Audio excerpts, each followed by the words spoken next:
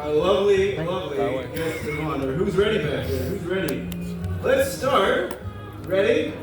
With the one and the only Big Jim Miller.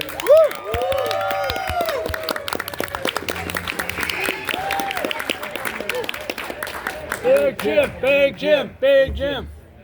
And then, of course, we have Katrina Haley. Woo! Katrina!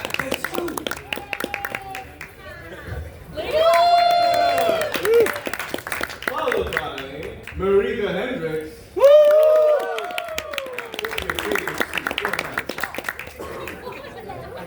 Hello, I guess. Then we have Ellie Ray.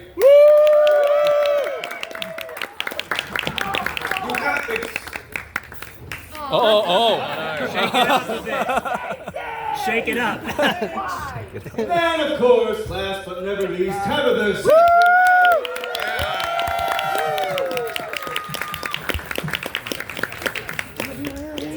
It's almost working. Almost working. All right.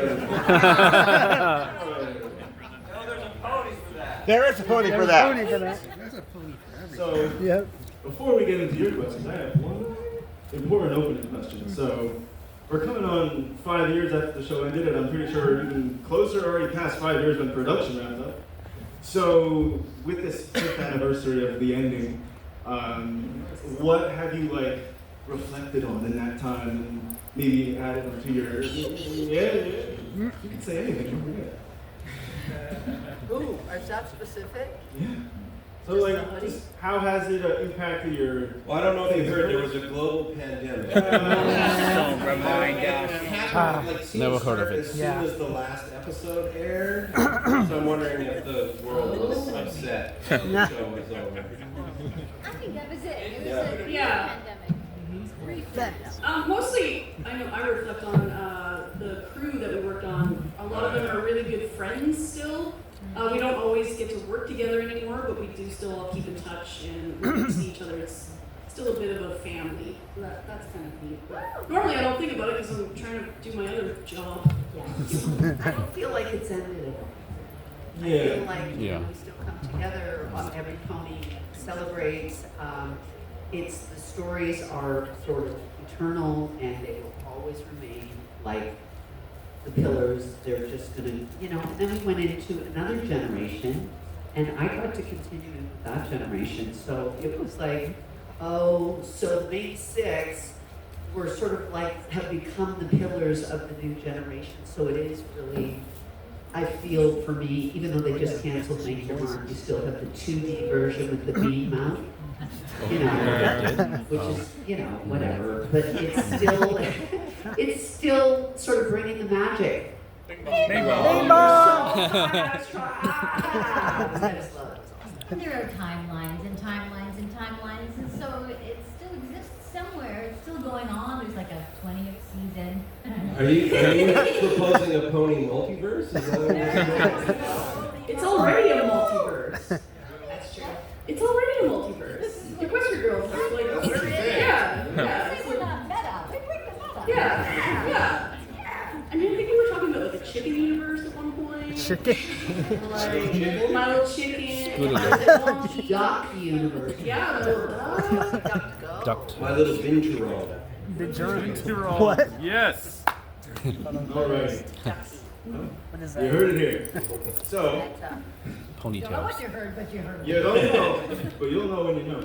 So, if anyone wants to start lining up to ask these lovely people their lovely questions, we encourage creativity here. But as long as it's If lovely. you ask who our favorite pony is, Jim will yell boring. Boring. And of course, as we know, this is We've told questions you of 20 honor. So halfway times. through, we will switch over to the reverse Q&A. Well, they will ask you questions. Put you on the spot. Remember that? Yeah. I So, remember that. Hi, I feel like this question is very fitting since we're in Chicago. If you were a pizza topping, what are you currently feeling right now? Like what pizza topping are you currently right now? Pineapple. Yeah. Yeah. Hawaiian pizza. Because I feel like reasonably reasonably nice and sweet, but also vaguely controversial. Not gonna lie. For some reason, my Facebook page always shows me these videos of like cow hooves being cleaned. So like the forbidden parmesan is like. Ew. Oh my gosh. Because it's a summer camp thing, we could do like the s'more toppings with marshmallow and chocolate. We could go pizza, kind of Dessert? s'more pizza, like go in the He opposite does dessert direction. Like a Dairy Queen pizza pizza? That would be good. Right? Yeah. It's how you feel as the topping. So like, if you were a topping of a pizza, based on how you feel, what would you be, right? Yeah, exactly. Fish. Anchovies. That don't go good. Beans. Glitter. Glitter! Silly string on pizza. Yeah, Billy tried. Thank you. I do like the s'mores idea. Yeah, that sounds I like good. the s'mores idea. Right? It's kind of the theme of things. Could you do like a graham cracker crust and then just spread the chocolate and Yeah. marshmallow on top? Surely someone's done it. It seems like it must exist in the world. It does. There you go. Confirmation. Right? All right. Well, first of all, thank you for coming and making me extremely hungry at the moment. Just curious, this is for anybody.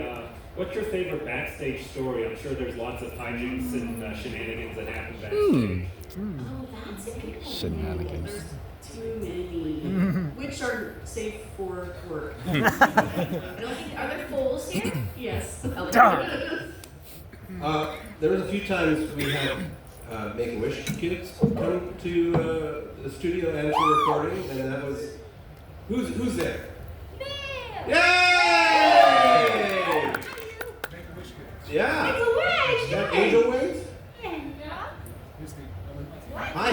What is your name? I can't recognize you with your mask. Alicia. Nice to see you. I'm not here from Andrea looking for my name. Come up to the microphone. I can't hear you very well. Sorry. Hijack this poor man's spot. Yes. I met Tara Strong and Andrea Littman from Make-A-Wish, as Oh, well as wonderful. some of the people who worked on Make Your Mark 55. Great. Thank you for coming. So those were always super special for us because not only were we able to make this person's dream come true, but the staff, not just the voice actors, but like the people who were working on the show, got to meet someone whose work, their work really impacted their life. So Yes, that's very super much so. super cool. Thank you for being here. I'm glad you're still around to come and hang out with us. Definitely. Now you can go back to your spot. I'm backstage shenanigans. Peter New brings the backstage shenanigans to conventions. I remember we were in Amsterdam and he found a skateboard somewhere and he was on his back on a skateboard doing zoomies and catapulted onto the stage from the zoomie and had to recover and get off the stage. So it was like, it's a, there's Peter. He was doing shenanigans. There's always shenanigans. When you bring stuff like this and you bring glitter and you bring stuff, shenanigans are bound to happen, but the team then just want to shenanigan it. Many. Your imagination can go there because it's cuckoo teams.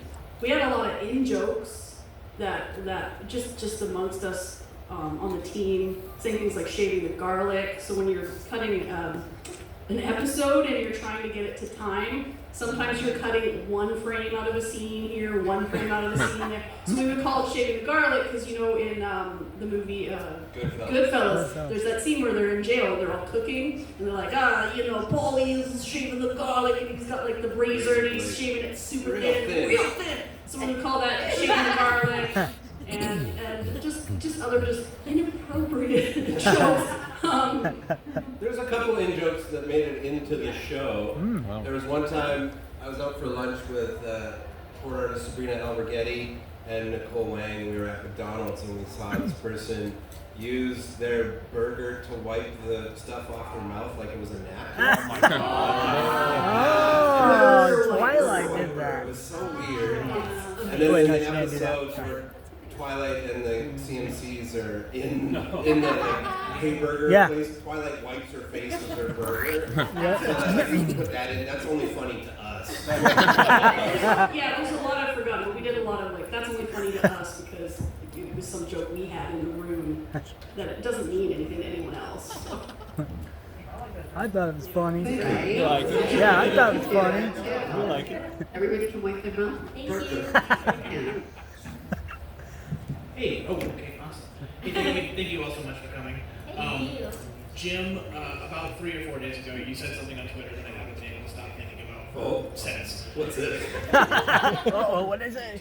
It's something to the effect of, there is nothing harder to animate than a character walking down the stairs. Oh yeah, that was Kristen Dingman started that.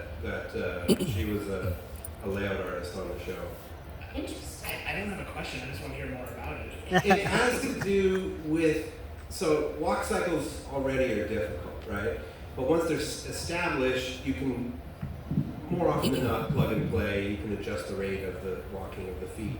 But trying to match, unless the background is like dead flat, trying to match the foot in perspective and getting the timing, and then you have to think about like the weight of pushing up on that leg, and then it's hard enough with a bipedal character, and then you're talking about 4 legs at the same time. Like there's someone, I can't remember who did it, but Steph Mahoney posted the thing about Twilight going up the stairs in that crystal pit in that one episode, and it's also rotating. Nuts. Yeah. I don't know why we do this to ourselves. It's great. And they hate us. It's never the scenes you think are really hard. It's like action, give it to me, great, love it, so simple. The thing that I find hard is table scenes. So the one in the premiere episode of season 5, where they're all in the weird town and they're all having like, what is it? Everyone's they're at the watching. bakery, and they're at the bakery, and Yeah. just to keep the screen direction correct, so to keep the, like Twilight's on the screen right and like Pinkie Pie's on the screen left, trying to keep that so the audience doesn't get confused and then have them look across and see things and then come back to the table. It's a nightmare. It's so complicated. And yet, they're sitting at a table.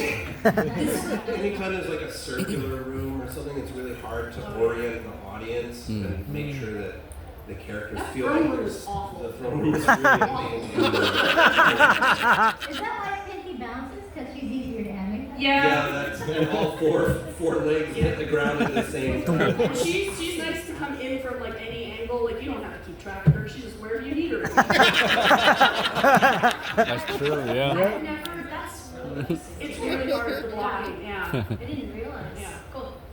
Awesome, thank you very much. Like Fred Thank you. Flintstone, they would just like show the same picture when they'd be running with the I notice in a lot of We'll say cartoons, like, let's Scooby do it. Let's just Scooby do this, and that's because we're being lazy like that. you can often tell a show has a low budget when there's not a lot of shots where you see characters walking full body. Yeah. Because then you don't You get don't the have to slip. track where the feet are all the time. Slip. Oh god, that's so cool. What was your earliest, the earliest career thing you can remember? Like first live performance, first voice acting job, first writing job, the first one, earliest you can remember? Oh, that's a good question. I played Tiny Tim in A Christmas Carol. Did you have a bum leg for real? Not for real. No, it wasn't that method at that time. Oh, okay. Now, You were in a Stanislavski school person? Stanislavski, I don't know if he is even that old. Yeah. Fair. Yeah. So yeah, Tiny Tim. Boy, it's Christmas Day, so I was also distracted. Oh, that you there, boy! What time is it? Yeah. There was only one. Oh, yeah. One But that's boy. totally going to vlog this. Yeah. I kind of did things that didn't involve speaking, I thought.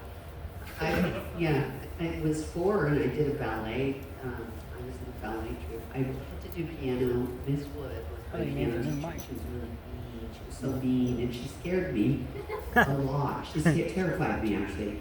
And I remember I was all dressed up and my grandparents were there and I got up to do my little B-flat sonata, whatever the thing was. And I started doink, doink, doink, doink, doink, doink, doink, doink, and I forgot. And Miss Wood was standing at the upright piano in the back and she went, D. I went, start again. Ding, ding, ding, ding, ding, ding, ding, ding. I forgot again. D flat. And I'm starting to get nervous. My adrenaline's itchy and I'm freaking out. My grandparents are watching. Ding, ding, ding, ding, ding, ding, ding, ding, ding. Get to the same place. And she goes, D flat. And I go, ding, ding, ding, ding, ding, ding, on the D flat. And I curtsied and sat down. Yeah, that's the beginning of performance. My takeaway from that is crinoline. Crinoline, itchy. Your legs. This would. Yes.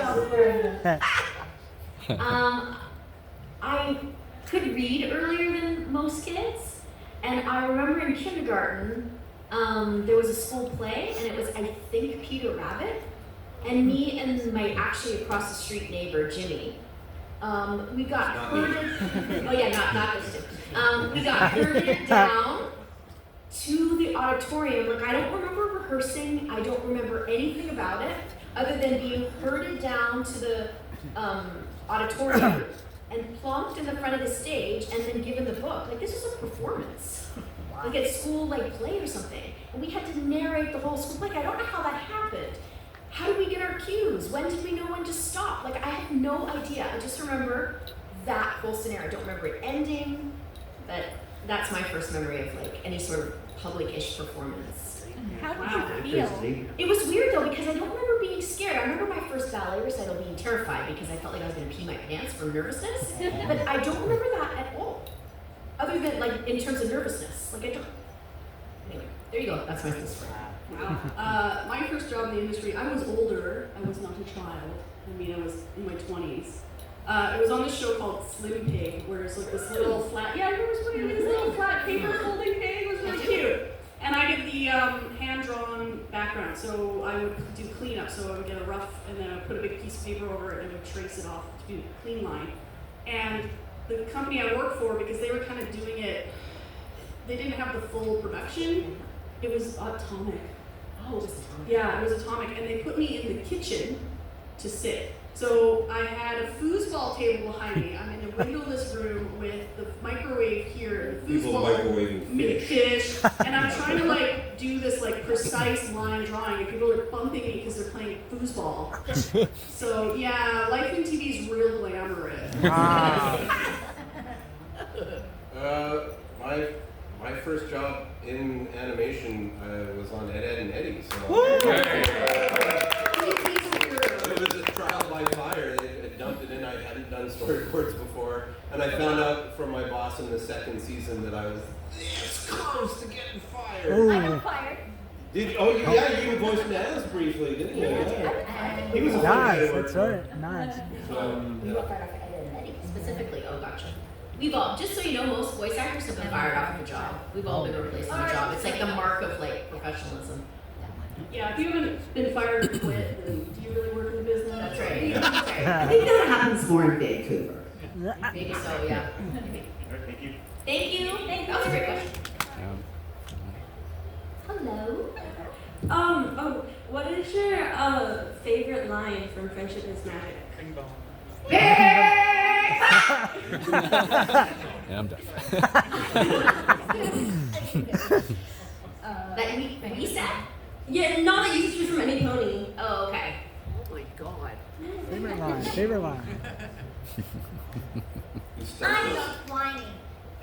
This is whining.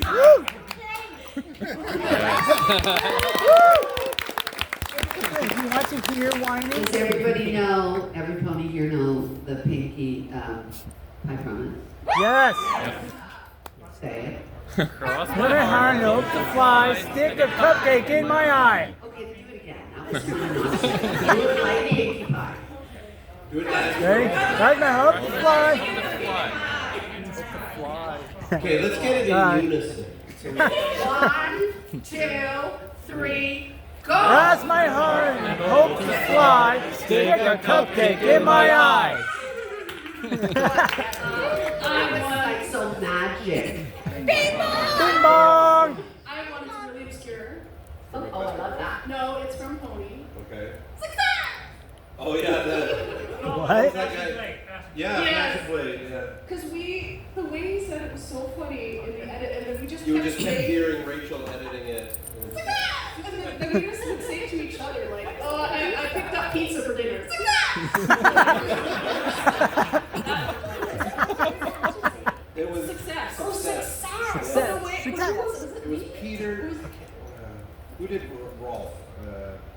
Ed's. Peter Calamus. Peter Calamus. That's Italy. It was just very funny. I don't know if it's my favorite, but the one I remember right now is Rarity was sad and eating ice cream. Oh, yeah.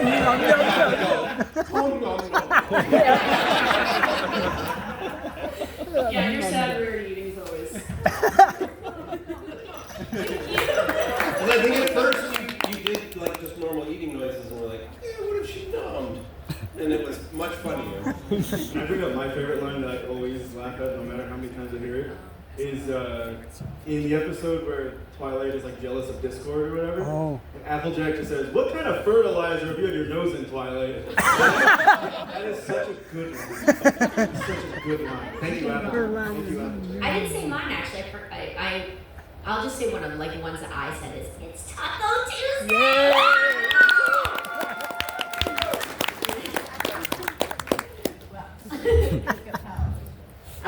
Again.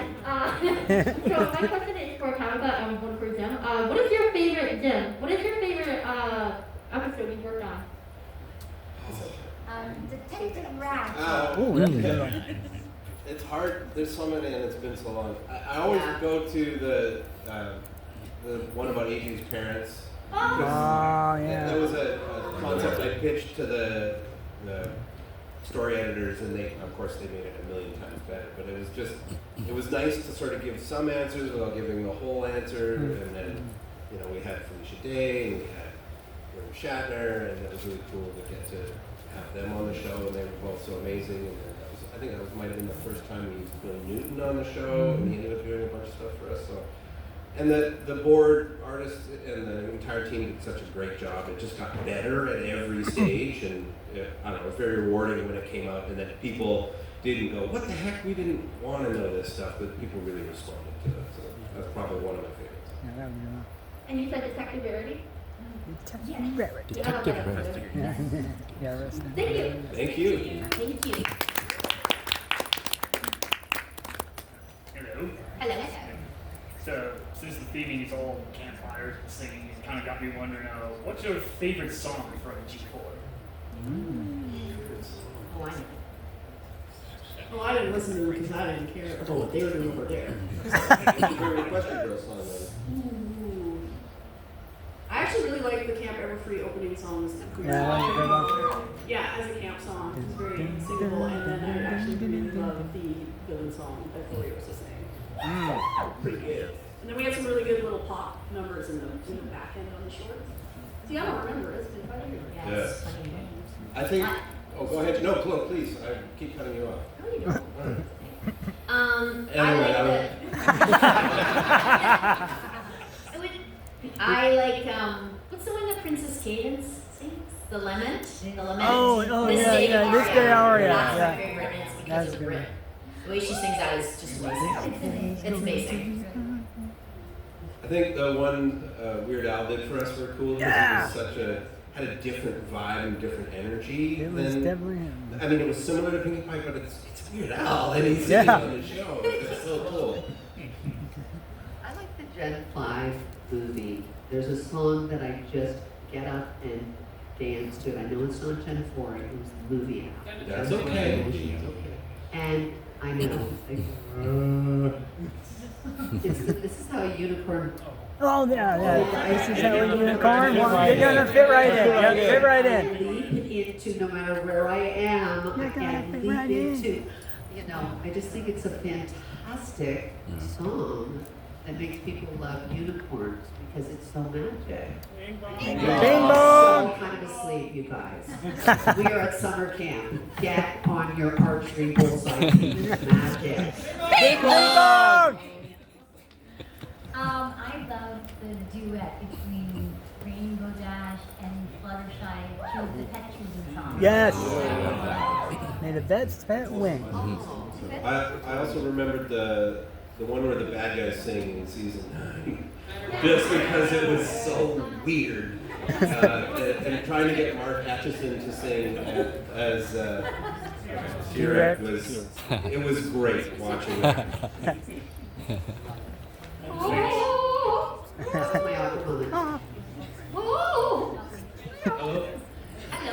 seeing as how we're in the presence of royalty, my first question is open to all the panel. If you were royalty for the day, what would be your first official royal decree? Ooh. Cancel royalty. Cancel it? Yes, cancel the monarchy. Pay teachers equally across jurisdictions. Nice. Don't fund teachers based on tax dollars collected from each area. Fund every school equally. Love one another. Just love one another. Universal dental care. Equal rights for everyone, LGBTQ plus people, trans rights. Thank you. Thank you. Agreed. Before we continue, Harris, we're going to finish up where the line currently is, and then we'll move into the reverse Q&A. So, ready for that? Reverse Q&A.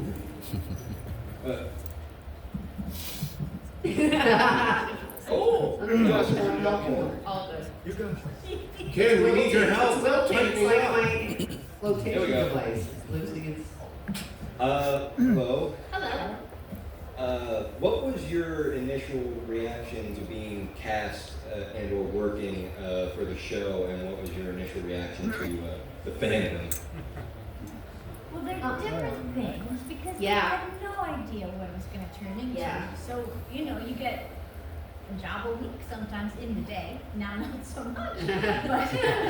but you know, it was, you know, terrific, but I didn't have any idea what it was going to turn into. Yeah. When the fans, I think the first thing that we became conscious of was somebody driving around with a pony license plate. I think that was the very first thing I really became conscious of, is that somebody liked the show. Because as animation performers, nobody sees you, and I'm actually quite comfortable with that. Yes. Behind the scenes. So I just really wasn't expecting it, and I did tell Andrea at our first Evergreen Northwest that there was a very strong chance I would vomit in her bag. I didn't vomit in her bag. No. And then we had guys at our autograph table, these enormous men.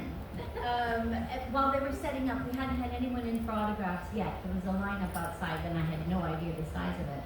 But these huge chaps were stuck in front of the desk.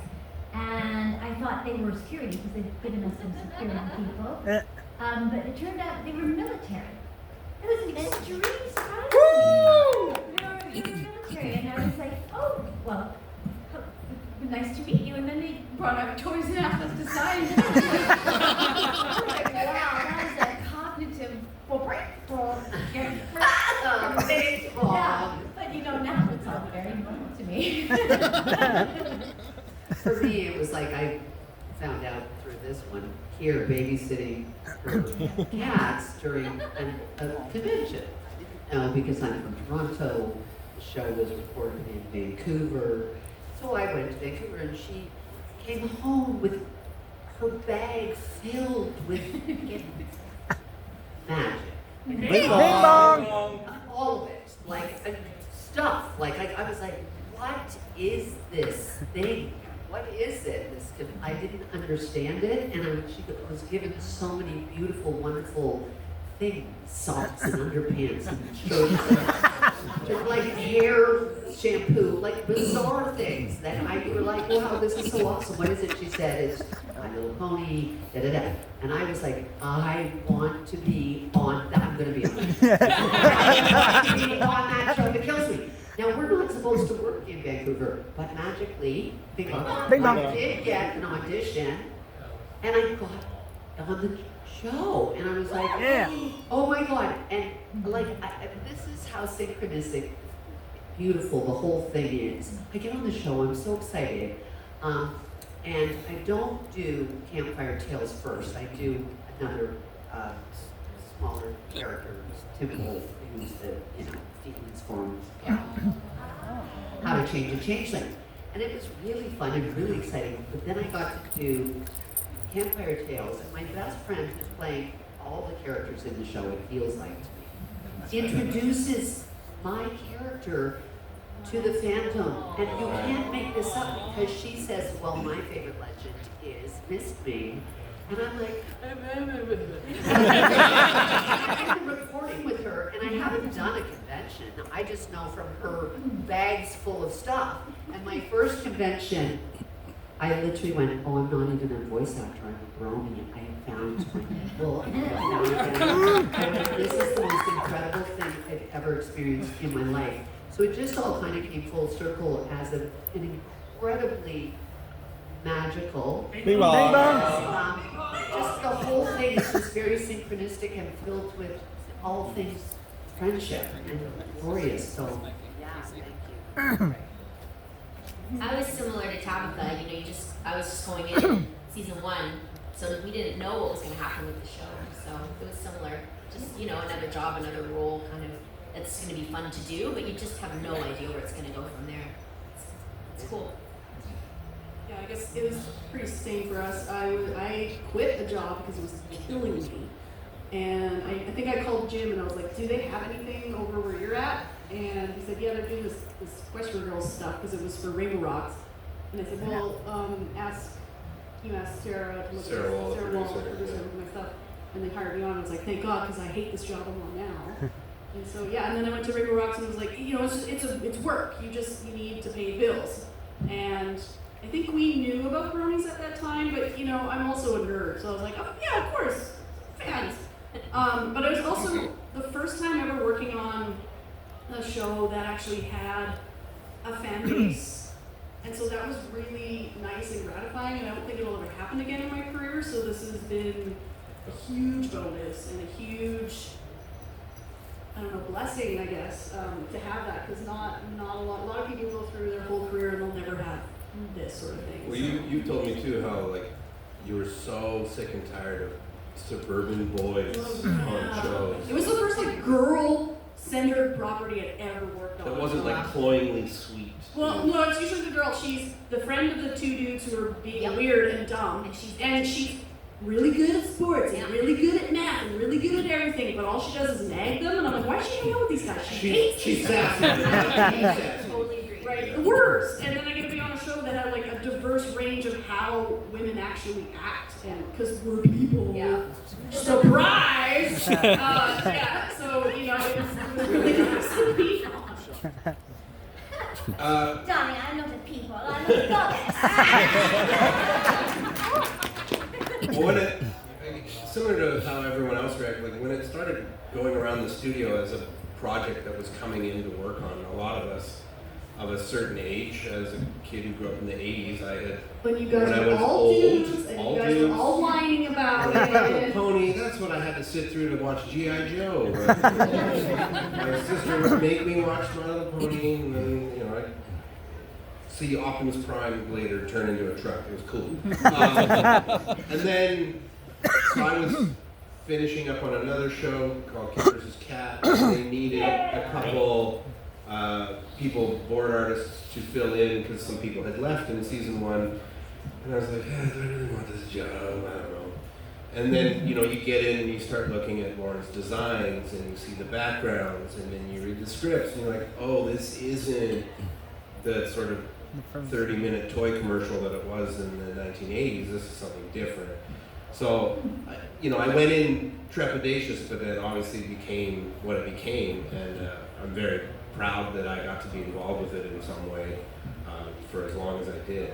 And in terms of the fandom, I remember Jason Thiessen, the director, coming into the storyboard room at one time. I was like, you guys heard about these bronies? We're like, what are you talking about? And that was a weird thing where he sort of explained, like, yeah, there's these guys online who really love the show, and we thought he was full of turds. Like, we didn't know. I was trying to avoid swearing, and I caught myself there right at the end. So yeah, and then for it to become what it has become, and the amazing people I've met through my times going to conventions, like it's amazing. I don't think anyone could have anticipated this, and I don't know that it will exist like this ever again. Yeah, it's pretty cool. Thank y'all. Thank y'all for bringing the show to us. Thank you. Thank you. I love you.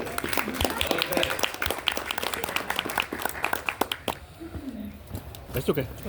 Good. Don't worry about You're it. good, you're good. Yep. My name's Andy, so I need to record this. This is to Tabitha, but Ellie Ray might bust up laughing. Uh-oh, I might bust a laugh. Well, I bust up laughing. So, I remember seeing you at Everfree Northwest this past August, in line, and I'm waiting. This guy had like a ton of stuff for you to sign, and I'm in line. I turned to the person and said, somehow we got on 80s music, and I said, I've never heard. Yeah, I'm from Illinois, lived in Minnesota for 10 years or so, but I've never heard of Prince's music. And you just stopped signing, turned to me, and go, what? Yeah. Get out! I just haven't had the opportunity or anything. But you lived in Minnesota? Were you like For 10 years. Yeah, wow. But I'm originally from this area. Okay. So my question to backwoods. It's okay. I've never heard of Princess music. No. Prince. Prince. Yes. Yeah, you freaked out when I said I've Prince never Joseph heard of Rogers? that music. And said now my princess. question is, because I guess I need a personal opinion, which song should I have the first ever to say that's the first ever Prince song I've ever listened to? Which one should I do, Tabitha St. Germain? Change this person's life. Like how Ellie Kennedy is on the Funny story, huh, Ellie? It's unbelievable. I think you better go Raspberry Beret, yeah. Or Purple Rain, or, there's so many. He's so genius. I mean, you know. It's Nikki. Nikki? Yeah. Okay, and I'm also videotaping this so I can recall and remember this. I'll go like, okay, Tabitha, sign this to me. I need to do this. And all my Minnesota friends will go, yeah. Yeah. Raspberry. Such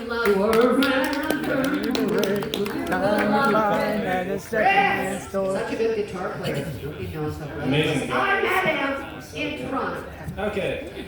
I did. He was being hidden away, and in a little tiny jazz bar. I thought you were going to say like an overhead compartment. He was being hidden away, and I was doing a fundraiser there, and I was there this one night, and there was a band, like a 4 or 5 person people just up on the little stage. It was very dark, very bluesy little place in Yorkville. And all of a sudden, this guy walks in with a big, huge sidekick. And I kind of noted it, but I didn't really pay attention because I was sitting getting a glass of wine and watching the thing to see how the room would be for the fundraiser. And all of a sudden, Prince, who I didn't recognize because I wasn't expecting him to be there, walked up to the band and sort of went, and they were like, and he got up and he started jamming with them. And he stood in the back and played with this band. And all of a sudden I went, oh my God, that's Prince. That's his handler, like his security. And I went to the guy who owned the place and I went, oh my God, that's Prince, right? And he said, don't say anything. Comes up. This was when he was married to the Canadian girl. And they said he just shows up sometimes because he'll just want to play with any band, and of course the band that he's playing was with some unknown sort of bluesy jazz band.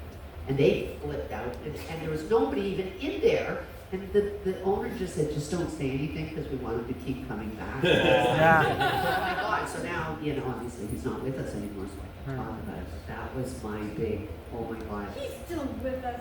He's still with us, yes he is, story Prince. Simple. Thank you. When the dust crack. Is it my turn? Yes. Sir. Okay. First of all, I want to say something I'm not great. That's your name. Did I pronounce it right? Mareka. I hate myself. Okay. Never seen Have you been on Family Guy before? No, I haven't. Really? But you voiced a griffin.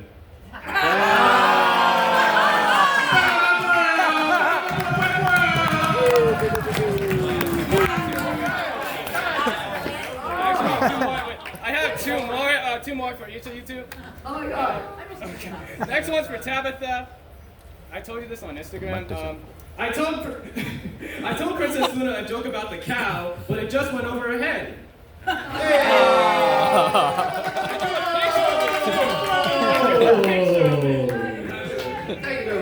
Yeah, this last one isn't a joke. I just want to say, Ellie, will you marry me? Nope.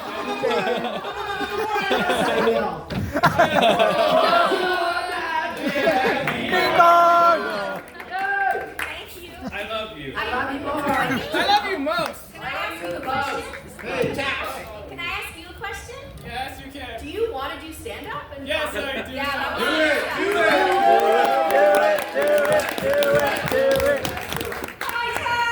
Absolutely. Hi, guys. I'll catch up with you all later. Okay, yes, please. I have a question for you later too. But here's my general question. This is all of you, including the moderator. Since the show ended, have you noticed any changes in how conventions feel, or does it still feel amazingly exciting and wonderful for you? It really hasn't been too much in the way of change. This is my first one since. I went, did all online conventions during You've been all over the COVID, country. and it doesn't end. Like I did a don't lot of feel like online there has cons. been change, and I feel like every convention is different. I guess some conventions are struggling financially because of COVID, and we've tried to help, pump that up. I just did BabsCon, and they've announced their last year, which, that's where it gets sad for me. But the conventions themselves are still filled with so much magic. No, and I mean that sincerely. I just got asked, I'm going to China. It's like it does the, and so it's Tabitha actually for one of the, I'm doing two and she's doing one. That's crazy. But it doesn't, I feel like the world is still wanting desperately to celebrate the fandom and friendship is magic. They want it desperately, and I don't think it ever will end. I think we are responsible for keeping it alive, and obviously you come and you purchase tickets and you come and celebrate the show, and everyone responsible for creating the show, and that's what keeps it alive for me. I haven't noticed any sort of a diminish except from the money powers outside of the thing, but you guys haven't changed at all. Your love of it hasn't changed at all, and that's what keeps it alive, I think. I don't know.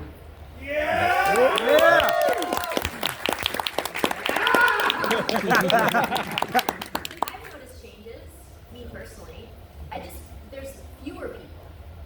That's the thing that I've noticed. There's just fewer attendees. But the spirit of the people that come is like what Ellie was saying. It's the same in terms of the enthusiasm and the interest from the people that are here. I've just noticed that there's fewer people. Like I remember panels were packed and people standing room only type thing, and it's less fewer people. That's my viewpoint on it. I do think that the particular spirit of lightness that the show started out in is desperately needed right now. And so I'd be all over a great big revival of that. And in China, so we're both going to these Chinese cons, they've just discovered our generation of MLPs. They just discovered it? Wow. So there's so anyone wants to go to the con in China, this is the It's time. huge, you guys. Honestly, it's next level. We were there in Beijing one night. The electricity, they have brownouts and stuff like that, and it was a brownout, and a massive crowd just went, "Hey!" and everybody started singing. No one could speak English, and then they knew all the lyrics to Daniel's songs. Every song. Yeah. It's just next level. Yeah. So I don't know. Come time. I mean, it's different for me in the sense of I don't have to be cagey about what I know and you don't know and what's coming up. I can be a little bit more open about what I talk about. But really, my view on it is that the show isn't ours anymore, it's yours, and that it's been entrusted to you all, and that you have to take it and It's up to you to make new fans. It's up to you to keep the spirit of the show alive. It's up to you to keep having these conventions and bringing people together and being with your friends and minimizing the whole idea of what the show was in the first place. Yeah. Don't screw it up. Don't screw it up. No pressure. That's awesome. Well, you want immediate answers? Yes. Oh boy. So like the only con I went to when the show was still happening was Ponycon, because that was the closest one. Not even because it was the biggest. It's like that's the one in driving distance. But I would, and then the first one after that, like post the ending of the world, was I went to Cider Fest 22, where I met and Marika, like a maraca. Okay, if this helps anybody remember how to say my name, it's like, first of all, the middle syllable is like Marika. Right, Marika. But it also rhymes with Jamaica. Jamaica. Yeah. I don't know if that helps. A lot of people say Marika, which I don't mind at all. Doesn't bother me. But yeah, if you want to hear, like, know what my dad called me. Marika. Okay. Now we know. Great. Remember that. Marika. Okay. It's okay. I don't mind you. You can answer. I answer anything that goes. No, like the way I've always described it is comparing like these smaller conventions that some of them are still growing, and attendance goes up and up and up as we continue. And Ponycon was much more like a theme park experience where you're kind of there and you're getting in line for the next cool thing. And oh my God, is that Tabitha Thatcher, babe? Yeah, because that was awesome. Is that Tabitha Thatcher, babe? Sounds like that.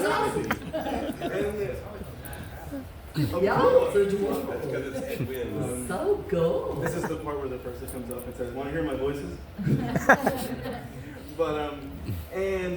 But now like these conventions like Cider Fest and HarmonyCon and Whinny, and they all feel much more like big family reunions. Yeah. And like you said, because the show is over, when the guests come, it doesn't feel like they're like, we might see Applejack's parents next year. Well, it's at the point now where it's like everyone. Like you actually. It feels like that. You get to celebrate with the same people. Oh, I hope I see you there. You'll get messages. Yes, I'm coming. Look for me or whatever. And it is one big family. It is a huge, glorious family. And conventions like Sequestria Fest, which started out, I went to its first one, and I went to the first one in England, whatever, how many years ago, and there was like 90 bronies there. And they were just as brilliant, just as exciting as going to 4,000 participants in, Germany. It doesn't matter. The party happens no matter the size. And something like Sequestria Fest, they just had 250 people third year, so it's grown bigger, bigger, and bigger. So, I get that it might feel smaller, but I think some of the newer conventions Are growing. Exactly, that's what I think is happening. The big ones like Ponycon and stuff closed down. The Nightmare Nights, all of those that were a part of the thing have kind of gone by the wayside. And as Big Jim says, we are responsible. We are responsible for keeping the fandom alive because it's necessary. It's necessary for you. It's not smaller, it's more concentrated. Yes. Yeah. We focus. Yeah. Bronies making concentrate. I will not speak of your mouth. Oh, I didn't mean to. It was my wrong. 95% of Americans don't get enough fiber. It's true. That's why I took my greens this morning. Oh, stop it now. FiberCon. So, Friendship's Magic ran for 9 years, which is unheard What did you of for a say? kid show. I missed it. So Friendship's Magic ran for it ran for 9 years, which is like unheard of for a kid show. It still has fans of all ages, genders around the world. What do you think it was about this show that made it so special? What about it? It's one of those lightning in a bottle questions. I don't think you can answer. Yeah. I think it's the people involved, like not just the people making the show really cared about it. Yeah. The people who watched the show clearly really cared about it, and I think it spoke to a part of ourselves that we often try to cover up with jokes and try to look cool, and like it never shied away from the sincerity of its emotions in the show, which a lot of kid shows do. There's always like, hey, I really like you, undercut it with a joke. You know, nothing can be serious, but one of the things we always did on the show is if there's an emotional moment, no jokes. And I think that spoke a lot to us making it and people watching. I also think the design style, Lauren's design style, we don't talk about it much, but it's so cute and happy and watchable and appealing. Like, you want to look at it. You want to look at it. And I think we were kind of coming out of that realm of like the late 90s, early 2000s, kind of everything was like that kind of ugly, drippy, yeah, just kind of like the design style kind of changed, and we got this like anime influence in. Oh, I think, and you know, it makes it really beautiful to watch. Like, it's just so appealing to see. And then on top of that, you add all the like great characters that people really love and see themselves in.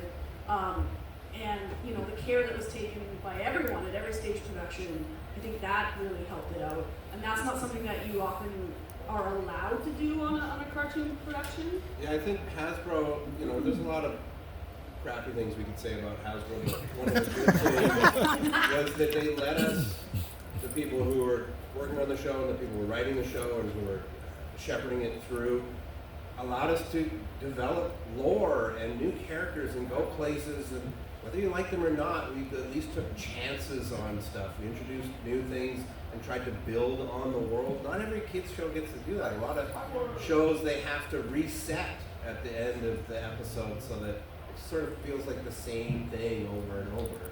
And being able to build up a world and introduce lore like Miss Maid and bring in characters again and again, like Gilda, and you know, that's also rare.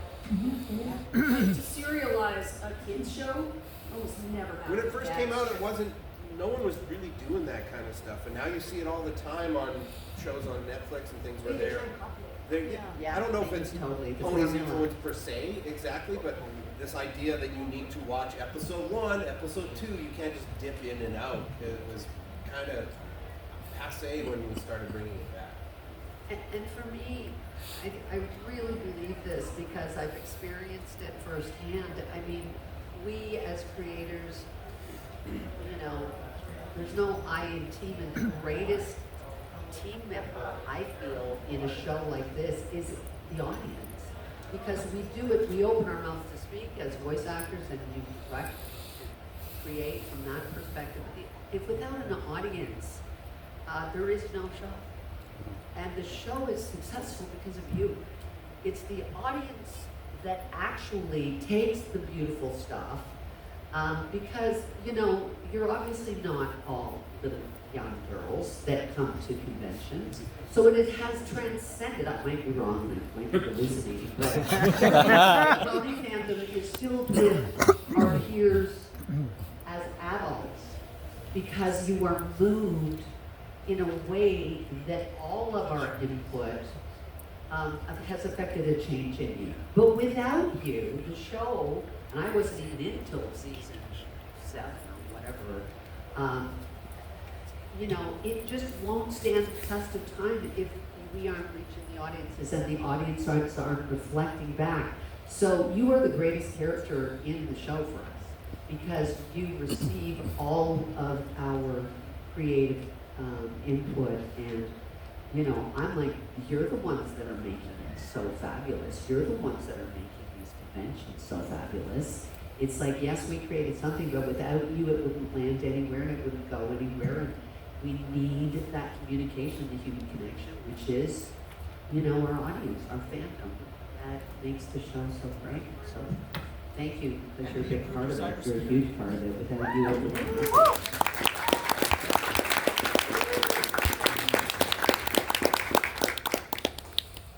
Here's the thing, right? Here's the thing. We're out of time. What? We have one quick question. Who wants to be the? We're gonna do one, right? What's the question? Do Let's one. all put our heads So together. I'll think of one. Who wants to be the one person to get asked the question? Who wants? Who's up? You know what? He stood up, so here you go. And that's it. Yeah, the question's for you. Who's your favorite pony? Who's your favorite pony? I literally got this question inside of us, so I can't choose a favorite. It's impossible. What are you, us? Boring! Can you say hi to my OC and Pinkie Pie's voice? I got a question. Do it. My voice can't go that high. Take it.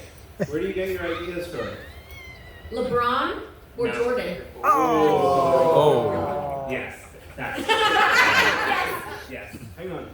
So I have been told that we can go on for like 10 more minutes. Sure. Okay? We can go on for 10 more minutes, Yeah. or we're supposed to. You can. I say we just point at people and yell questions at them. Oh, geez, no. And wait.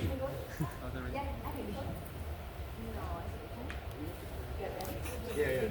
Okay. Never mind. Strike that. Reverse it. What kind of underpants are you wearing? Oh, let's see. Way to find out.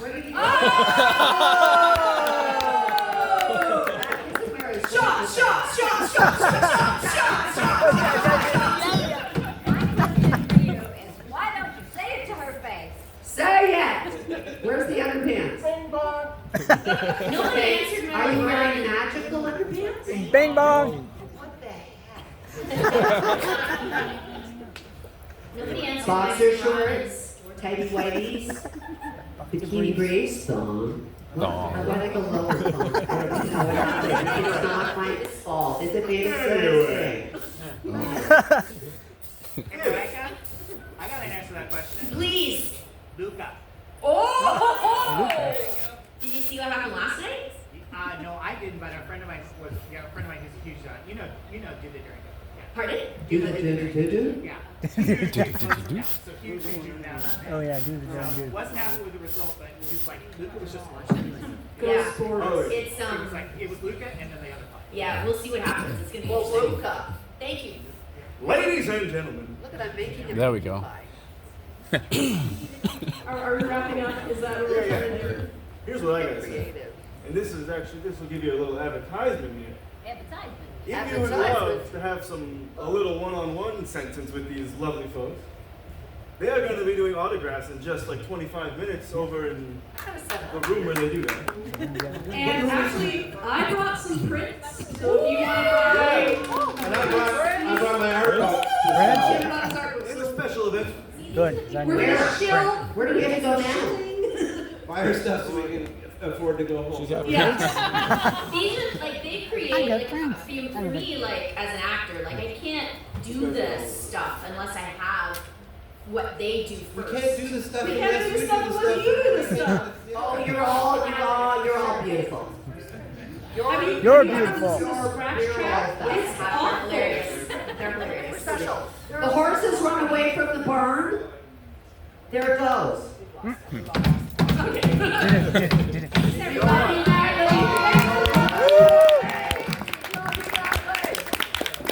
Stay awesome.